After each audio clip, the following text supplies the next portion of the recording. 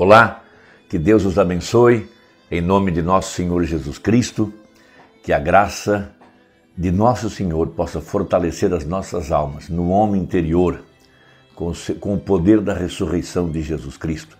Que a unção que está sobre a palavra venha sobre as nossas almas, para que possamos receber de Deus o que está profetizado e prometido para este dia que nós estamos vivendo. Eu quero comentar hoje a mensagem O desvelar de Deus, a experiência de Moisés velando o seu rosto, cobrindo o seu rosto, para que Israel não visse a glória que estava atrás do véu, que estava no rosto de Moisés. Aquilo era uma prefigura de que um dia a glória de Deus estaria manifestada em Jesus Cristo com o rosto descoberto. Moisés teve que colocar o véu por causa da incredulidade deles. E Jesus, sem o véu, manifestou a mesma glória, porque era Deus em carne humana, era Deus encarnado. E atrás do véu sempre se escondeu o verbo, a palavra, era o que estava dentro do Santíssimo, do santo lugar, lá atrás do véu, a palavra dentro da arca. Isso era uma prefigura de que um dia a palavra estaria encarnada, não mais atrás de peles de animais, mas agora atrás de peles humanas. Por isso que o véu do santuário se rasgou de alto a baixo quando Jesus estava na cruz. Quando isso aconteceu, aquilo mostrou que a glória da Shekinah não estava mais habitando atrás de peles humanas, estava agora habitando atrás... A glória da Shekinah não estava mais habitando atrás da pele de animais, e sim agora atrás da pele de Jesus Cristo, que era agora o tabernáculo do Deus vivente, porque Deus estava condescendendo.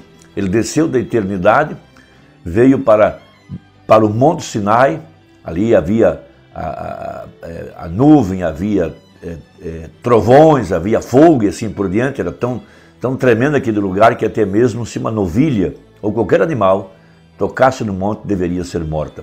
Logo Deus se escondeu em Moisés, a sua glória era transitória, de Moisés ela iria se abrigar atrás do véu do tabernáculo.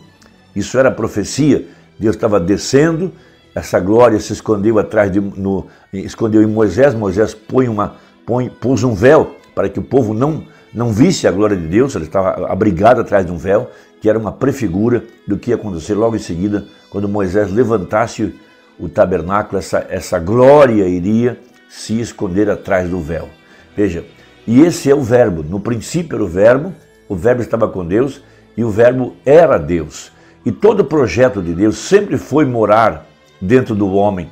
Deus fez o homem para que Deus pudesse habitar no homem, porque o plano de Deus era ter comunhão, ter companheirismo, era ser amado e amar.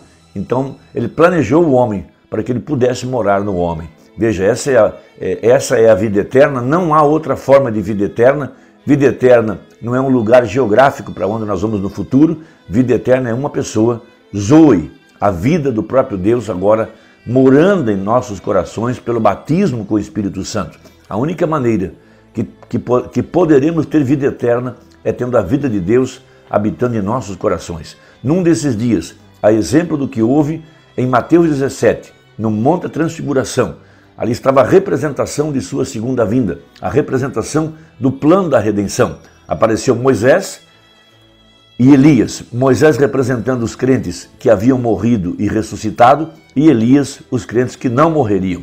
E ali aparece então Jesus Cristo glorificado. Então, ele se transfigura, né? O mortal foi tragado pelo imortal, o de dentro veio para fora, ele agora transfigurado.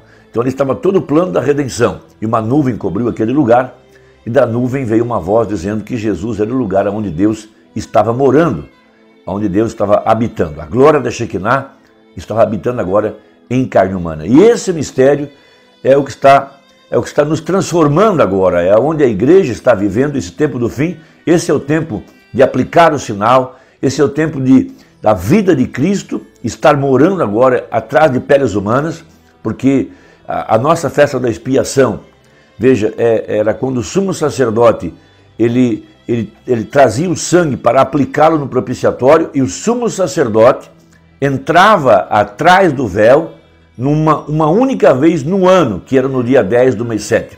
Isso estava representando que um dia o nosso sumo sacerdote, Jesus Cristo, também entraria atrás do véu, que são nossas peles humanas, veja, no dia da expiação, para agora viver eternamente dentro da igreja. Essa é a mensagem, o sinal.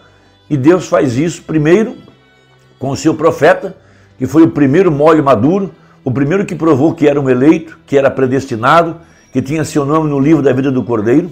Jesus Cristo, o nosso sumo sacerdote, que deveria entrar atrás do véu no dia 10 do mês 7, por isso que a mensagem do irmão Brana, o ministério do irmão Brana está localizado biblicamente em Apocalipse 10, verso 7, porque esta era a profecia, a expiação seria agora aplicada, a vida do próprio Deus entrando para trás do véu, era o que fazia o sumo sacerdote no dia 10 do mês 7, aquele sumo sacerdote representa Jesus Cristo, o Espírito Santo, agora entrando para trás de peles humanas, para habitar agora em corpos humanos pela eternidade, porque a igreja, ela é o tabernáculo do milênio. A Nova Jerusalém é o tabernáculo do milênio, ela é a esposa do Cordeiro, ela é o templo do Deus vivente, de acordo com a profecia. Agora, esse templo, então, veja, não feito por mãos de homens, Pedro fala, somos pedras vivas nesse tabernáculo, né? E Deus vem edificando esse tabernáculo em forma de uma pirâmide, desde o apóstolo São Paulo até aqui na pedra de coroa, com agora Cristo, a pedra de coroa, o corpo vivo de crentes para a hora do arrebatamento, para agora formar a pirâmide completa, aquela mesma pirâmide que Enoque fez, era um tipo perfeito da igreja. Por isso tivemos o alinhamento de planetas no mês de dezembro de 2012, depois de 25 mil anos, agora a pirâmide recebendo um reflexo das estrelas, as 3 pirâmides do Egito, 2 são túmulos e uma era a igreja. Ali estava agora a perfeição, a pedra de coroa acoplada, porque agora a igreja recebeu a revelação do 7º selo, ela recebeu a revelação da palavra, porque a glória da Shekinah amadureceu essa mensagem para que nós pudéssemos comê-la. Não tínhamos como comê-la durante o período das 7 eras da igreja, ainda não era tempo, né? A exemplo da Páscoa, que o cordeiro não podia ser comido cru, né? Em outras palavras, o grão, a semente não podia ser absorvida enquanto ainda estivesse verde, ela tinha que ser amadurecida pelo sol da justiça para que pudesse ser feito um pão. Então, no final das 7 semanas, cada semana representa 7 anos, 7 semanas dão 49 anos. Então caiu o Espírito Santo em Pentecostes, porque lá fora no campo o grão estava agora maduro pelo sol, eles podiam então colher aquele grão e fazer um pão. Então, depois de 7 eras, a palavra está agora amadurecida. Veja, pela glória de Deus, o Espírito Santo operando e trazendo essa palavra ao cumprimento, à manifestação. Então hoje a igreja está se alimentando dessa palavra manifestada. Quero ler um texto em 2 Coríntios capítulo 3, a partir do versículo 11. 2 Coríntios capítulo 3, verso 11. Porque se o que era transitório foi para a glória, muito mais é em glória o que permanece. Tendo, pois, tal esperança, usamos de muita ousadia no falar.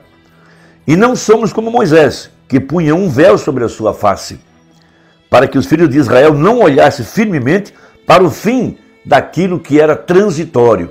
Então, aquela glória que desceu sobre a montanha, sobre o Monte Sinai, agora estava em Moisés, velada atrás de um véu, estava passando por ele para se esconder atrás do véu, que seria do véu do templo que seria edificado logo em seguida. Aquele templo representava o corpo de Jesus Cristo. Jesus disse, destrui esse templo e em 3 dias eu o levanto. Jesus sabia do que ele estava falando. Ele agora era o tabernáculo do Deus vivente, numa figura da verdadeira igreja, o corpo de Cristo, que seria levantado durante as 7 eras, e aqui no tempo do fim, quando chegasse a era da pedra de coroa, a pedra principal, até mesmo no dólar americano, foi colocada aquela cabeça, o topo da pirâmide, que Enoque não colocou, mas estava profetizado para vir no tempo do fim. Veja, haveria luz no tempo da tarde, a cabeça agora descendo sobre a igreja, para coroar a igreja. Veja, então, não olhasse firmemente para o fim daquilo que era transitório, mas os seus sentidos foram endurecidos. Então Deus fechou propositalmente os olhos dos judeus, eles estavam com seus olhos fechados, seus ouvidos fechados, o seu coração não podia receber a palavra, sim? Veja, mas os seus sentidos foram endurecidos, porque até hoje o mesmo verbo está por levantar na lição do Velho Testamento, o qual foi por Cristo abolido. E até hoje, quando é lido Moisés, o véu está posto sobre o coração deles. A mesma coisa se aplica com a mensagem de William Branham. A mesma coisa. A Bíblia fala que Deus endureceria, e endureceu, os sentidos dos gentios. Veja, seus olhos estão fechados, seus ouvidos estão fechados, eles olham diante deles a palavra manifestada, cumprida, e não podem enxergar o que está atrás do véu. Até hoje o véu está posto quando eles leem a mensagem. Tudo que conseguem ver é um profeta. Não conseguem ver o Deus profeta que estava agora atrás de peles humanas. Eles podem dizer assim, mas Cristo está em vós, Cristo em vós, Cristo em vós, Cristo em vós. Eles apenas repetem sem entendimento. Porque se entendesse realmente, iriam aceitar que Jesus desceu em carne humana, na pessoa de William Branham, para cumprir Apocalipse, capítulo 8, verso 1, o 7º selo, para cumprir 2 Tessalonicenses 4, o mesmo Senhor descerá do céu com alarido.